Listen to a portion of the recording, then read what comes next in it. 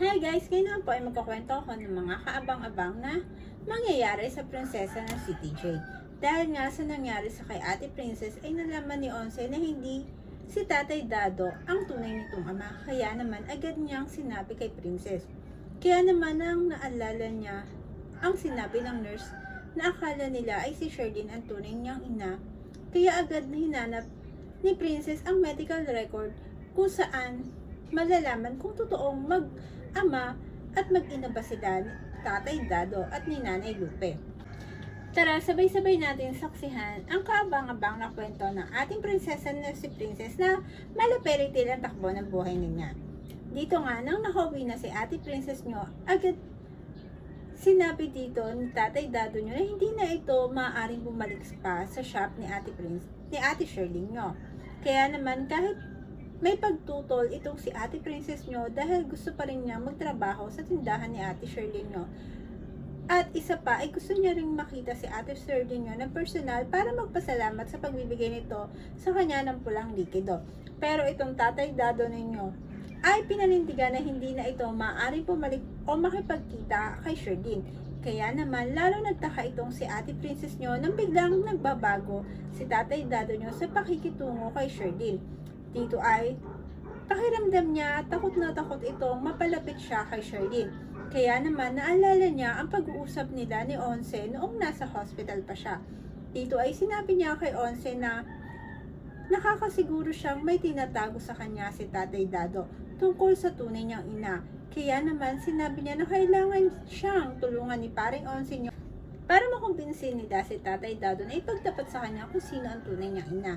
Dahil nakakasiguro siya na buhay pa ang tunay niyang ina at ayaw lang ipagtapat sa kanya ni Tatay Dado dahil natatakot itong mawala siya sa buhay nito. Kaya naman hindi na siya nagpakita ng pagtutol sa bili ni Tatay Dado. Kaya nagpaalam muna ito si Tatay Dado na may bibilhin sa labas. Dito nga, mabilis na nakaalis si Tatay Dado at kaagad naman tinawagan ni Ate Princess nyo si Onse para pumunta ito sa bahay nila. Kaya naman nang dumating agad si Onse sa bahay nila, Princess, dito ay sinabi niya na kailangan nilang magmadaling mahanap ang matibay na magpapatunay na hindi siya ang tunay anak ni Tatay Dado at ni Nanay Lupe. Kaya naman agad nilang pinuntahan ang mga lagayan ng mga importanteng papeles na itinatago ni Tatay Dado. Dito nga ay agad nilang nahanap ang papel kung saan naglalaman ng katotohanan sa pagkatao niya. Pero nang nakita na nila ang kahon, nakaramdam ng takot at pangamba itong si Ate Princess nyo na maaring hindi niya tunay na ina si Nanay Lupe at si Tatay Dado. Dito nga, nang pabuksan na sana niya ang envelope, ay bigla naman dumating itong si Tatay Dado. Kaya naman, nang bubuksan na niya ito, ay agad siyang nilapitan nito at kinuha nito ang brown envelope. Dito ay sinabi ni Tatay Dado na hindi pa ba sapat ang mga sinabi nito para magtiwala siya na anak nila ito ni Nanay Lupe.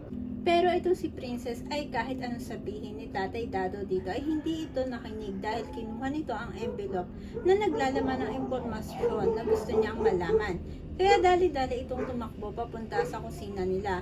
Dito nga hindi na ito nagpapigil o napigilan man lang ni Tatay Dado para makita ang katotohanan. Dito nga ay abot-abot ang kabang nararamdaman niya nang unti-unti niyang nilabas ang resulta. Kaya naman nang nabasa niya ang resulta ay hindi makapaniwala itong si Princess na hindi siya ang tunay na anak ni Tatay Dado at ni Nanay Lupe. Dito ay kitang-kita niya na hindi talaga sila magka-match ng pulang likido ni Lupe at ni Tatay Dado. Dahil ang uri ng pulang likido na meron ang mga ito ay type O. Kaya naman naiiyak na tinanong niya kung totoo ba ang mga nababasa niya. Pero ito si Tatay Dado ay naiiyak na hindi manlaman kung paano niya sasabihin kay Princess na hindi nila ito tunay na anak ni Lupe. At natatakot ito na kapag nalaman ni Princess ang katotohanan ay maaari siya nitong iwan at pumunta kay Shirley para ipagtapat dito ang katotohanan na siya ang tunay nitong anak. Kaya naman sa sobrang kalituhan nitong si Tatay Dado ay sinabi nito hindi nga nila ito anak ni Lupe at anak ito na isa sa mga tinulungan niya sa kulungan noon. Pero pilit pa rin pinapaunawa kay Princess na hindi mahalaga sa kanya kung hindi niya ito tunay na anak dahil para sa kanya ay tunay niya itong anak. Dahil ang tunay niyang ina ay iniwan siya. Dahil para dito ay baliwala lamang siya. Pero itong ating bida ay hindi malaman ang mararamdaman sa ginawang paglilihim sa kanya ni Tatay Dado. Kaya naman pinipilit nitong ating bida na sabihin kung sino ang tunay nitong ina. Pero itong si Tatay Dado ay agad nakaisip ng idadahilang gawin. Ginawa nitong dahilan ang sakit nito para mag-alala si Ate Princess nyo dito ay natumba ito sa sahig. Kaya na mamadaling itong si Ate Princess nyo na tumakbo papunta kay Tata Dado nyo para itayo ito sa pagkakatumba nito. Kaya naman, nang inalalayan nila ito, ay sinabi ni Princess na magpahinga muna ito sa kanyang kwarto. Kaya dito ay sinabi ni Ate Princess nyo na wag na muna nitong isipin ang mga tanong niya at kailangan niyang magpagaling at nauunawaan niya na ayaw lang siya nitong masaktan. Samantala sa bahay nila Sherlyn ay patuloy pa rin silang nag-aalala kay Levi dahil hindi pa rin nila ito makita ng kahit tawag ay hindi nito sinasagot. Kaya naman, itong Lola Sonia nyo ay parang naging dragon na naman nang wala itong makuhang sagot kung nasaan si Levi. Dito ay sinabi niya kay Sherlyn na kung ano man ang mangyari kay Levi ay ito ang sisisihin niya.